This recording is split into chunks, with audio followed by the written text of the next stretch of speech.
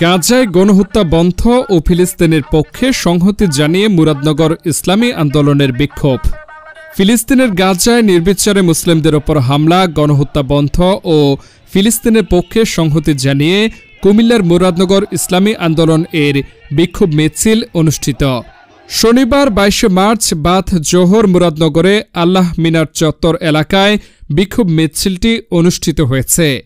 এ সময় বক্তব্য রাখেন ইসলামী আন্দোলন মুরাদনগর উপজেলা শাখার সহসভাপতি হাজী আব্দুল করিম, জাতীয় ওলামা মাশায়েখ আইম্মা পরিষদ মুরাদনগর উপজেলা শাখার সভাপতি মুফতি ওমর ফারুক রশিদি সাহেব, ইসলামী ছাত্র আন্দোলন মুরাদনগর শাখার সভাপতি মুসা হায়দার, ইসলামী ছাত্র আন্দোলন মুরাদনগর উপজেলার সাবেক সহসভাপতি মোহাম্মদ আহসান হাবিব প্রমুখ।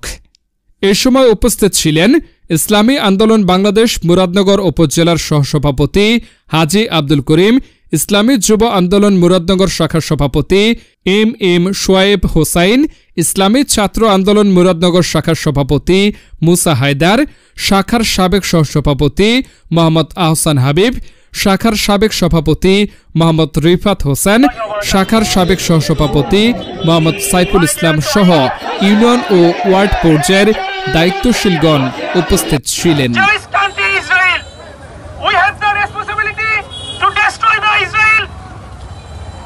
If any calling from